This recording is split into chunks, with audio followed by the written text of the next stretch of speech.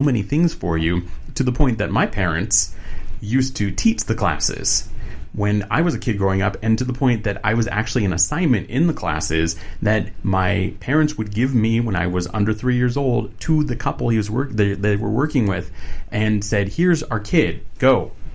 You need to take care of our kid. See what, like how, because the point is, it was like the old school when they say, here's your egg to take care of in high school, or here's the baby. Yeah, here's the big My bag parents of literally flour. made them do that, because the point is, there's things that you don't think about. There's things that you also, there's lots of books, but there's no manual of how to do a relationship, how to become a parent. Right. Do I want to become a parent? Is there are there things? And so literally that was for my parents when they were doing Marriage Encounter. That was one of the assignments that they gave their couples. It was like, here's our kid.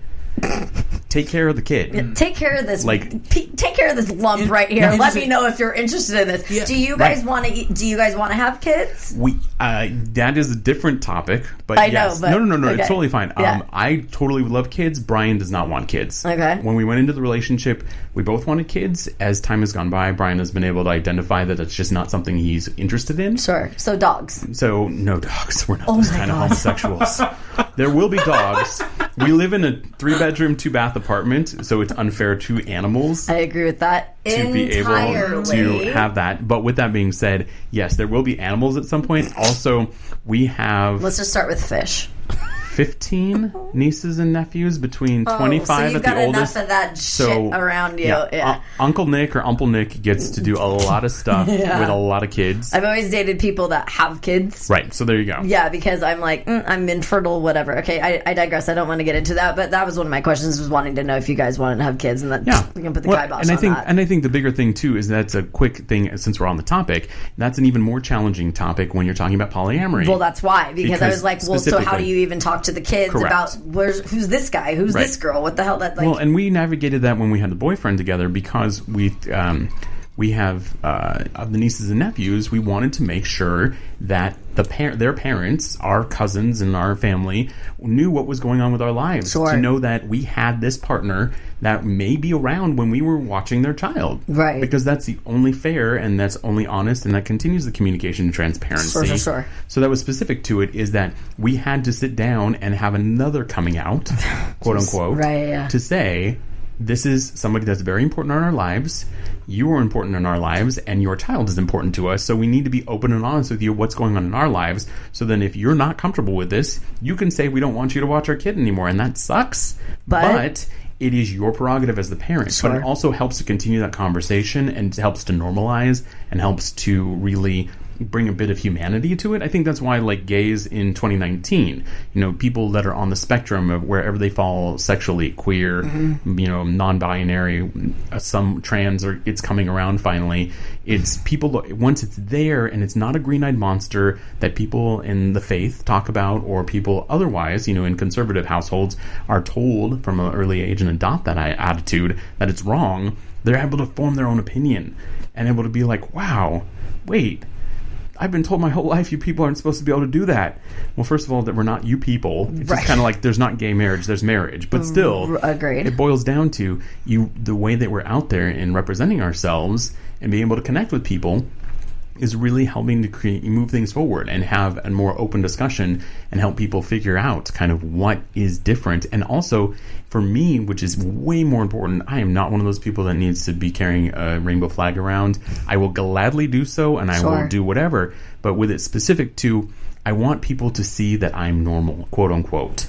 Doesn't mean that you're a human being that loves somebody. Right. End of story. Hugely important to be able to go, wow, they have the same affection. Yeah. They put, and this is always the silly reference, they put their pants on the same way I do, one leg at a time. That's stupid, but it's true. Yeah. And it's so funny when people can see it physically happening and make that realization and go, wow, everything that I've been told is wrong. Now, not everybody will admit that to themselves, let alone anyone else. But those that do is how we are in 2019, and we're having so much more acceptance of things that we didn't quite understand, including myself, growing up as a kid all the way through to adulthood now and still trying to navigate shit. Sure. I mean, I was raised in a right-wing Christian conservative, like Trump voting, unfortunately, family, and I was not raised the way that I have turned out because I didn't want to be raised that way. And so, and as I've gotten older, I've learned how much I strayed from that at such an early age. I mean, I don't know if you listened to the rape episode, but I didn't realize that when that happened when I was 13, my gears shifted so quickly. Right. I was like, nobody's protecting me. Right. I've got this. I got to do me. And I got to do me hardcore. Right. And I made some bad decisions, but I have no regret about any of them. And they've shaped the fabric of my being is based on actually that one incident. In all sincerity, as I've gone back, just now addressing it in my fucking 40s. Wait, what was the rush, Lyndsay?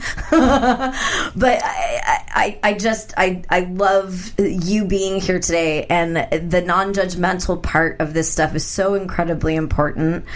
We've got kids that are just dealing with so much more shit than we ever dealt with. Absolutely. Ever dealt with. And we just got to be cognizant of the people that are around us and the people that, we've just got to just embrace love and embrace. It's just mind blowing that people don't.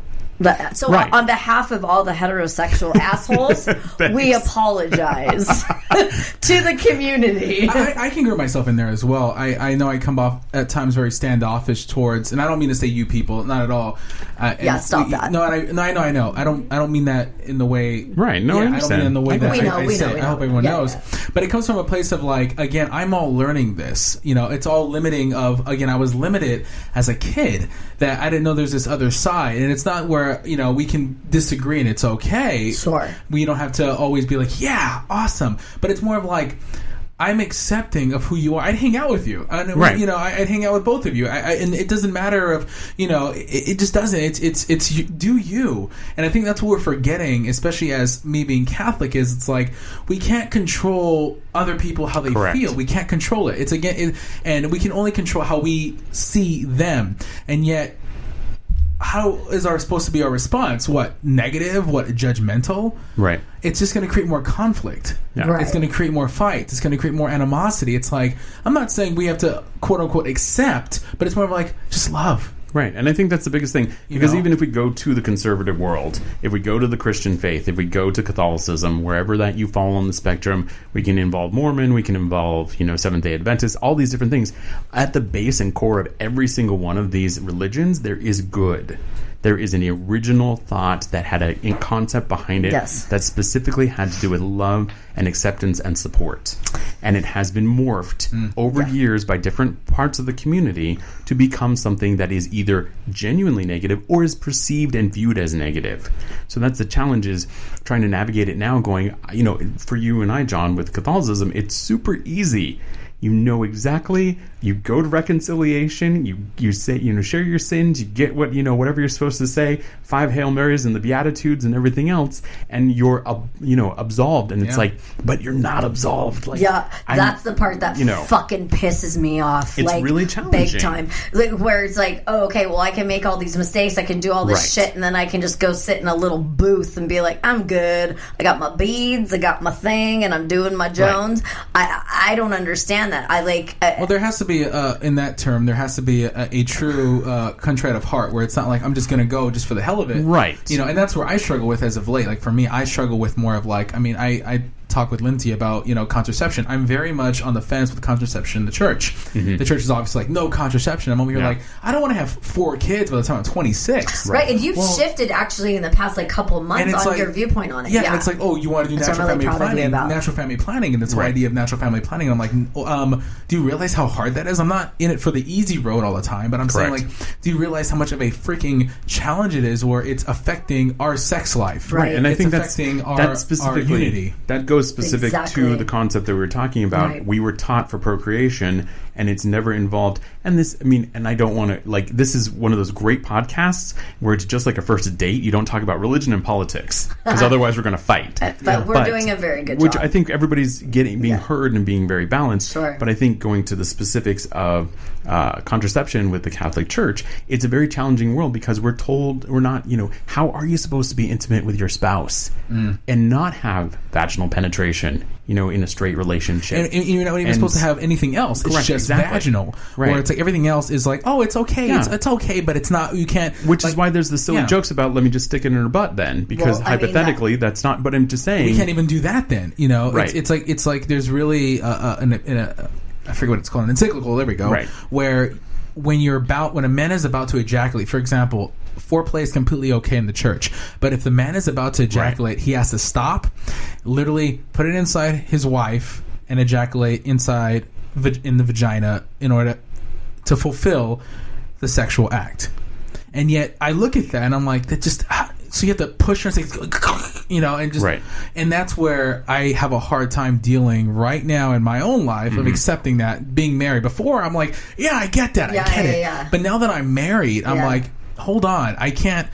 I don't want to have kids yet. Well, then there's this other option. It's like, but that's also no, it's not. It's not contraception. Like, where did you hear that from? Why aren't we questioning? Why aren't we like, you know what I mean? No, I understand. And it's like, and it's the first thing that if I start questioning this, I'm looked at as a complete, like, you're in or you're out. Yeah, like you're a pariah. Right. It's no. It's like you're in or you're out. You know what I mean? Yeah. And that's where I feel I'm at. So, on the same token, it's like I feel you. Where it's like it feels like we're out, but yet we're in.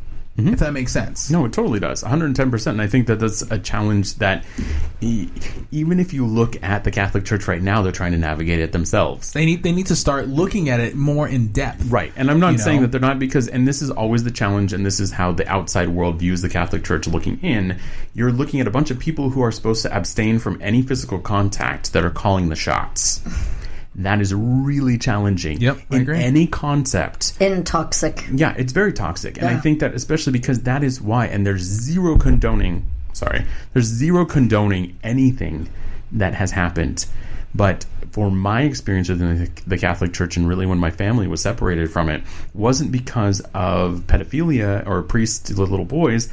We had a priest who actually was having 3 affairs with 3 different female parishioners and got one of them pregnant and disappeared in the middle of the night. Oh, that's so sweet. Right. What a love story. Right, but that's the whole thing, is how is something like this happening? And specific to it, that's a conversation of something much larger that needs to happen, because you're hitting so many different value systems there that we're taught from an early age within that structure that are being broken. And so, that's when my family, who still holds those good ethical and moral notions at the base of Catholicism, still to this day, left the church altogether at that point because they can't support a system that has ish like this going down. Yeah, especially when there's no call out. Like, when I was in my 1-year seminary, just real quick to add on to what you're saying, a bishop, which is like one of the higher priests, he like ordained these men deacons, basically the hierarchy, whatever. I know I don't want to block you out, Lyndsay. You saw my eyes just for a second. Yeah. He went ahead. Glazed. It's okay. He went ahead. It's all good. It's probably just the vodka. For like 10 years, 20 years, he hid children in Mexico. See. And with hid his own children. No, he fathered children. He fathered children and hid them in Mexico. That's healthy. And when it came out, he was like, it was a huge thing, and yet the guys were all shaken up, like, what? What's going? Was this all a lie? What's going on? Right. And there was no call out. It was like, well, he's just shunned. He's just like over there. Yeah, again, under the rug swept. It's under the rug swept, and there's there's no call out, and that's the issue that we're having now. I know we're switching the tide here, obviously. No, it's fine. You're fine. But ebb and flow. I wanted to ask a real fun question, just to like tune things up a bit. Okay. I gotta ask. You're fine. I'm just curious minds right here, my own side. What is the sex life like? With Brian and I, or just in general? In general, being polyamorous. What is the sex life like? Okay, so it allows you to be open and able to accomplish a lot more, specifically because... Accomplish a lot more. Well, define that. What do you mean by accomplish accomplishing? A lot more? Meaning that you will have with your... And we have a primary, partnership. There's different levels of polyamory. There's so many different levels, even to the point that there's a concept called solo poly, right, which specifically speaks to... Meaning, so let's hypothetically use Lyndsay as the example. Please do. She lives here. I do. She has 7 partners. I sure don't. None of them live in this house. None of them spend the night. But she has an intimate sexual and romantic relationship with all 7 partners. Okay, so let's see. We got Molly. Yeah, kidding. but that's specific. Keep going. It's not. I'm pretty sure Shut you can the make... fuck up, asshole. No, I am not in 7 fucking relationships. Right, but I'm just saying, like, that's an extreme to it, but there's solo poly, Yeah. so it's specifically where the person has identified for themselves that they are not interested in that intimate and connected relationship where they're not financially connected to anybody. Right. They're not living with anybody. Amen. There is no responsibility in that aspect, yet they still have the same mental, emotional, and physical respect and responsibility to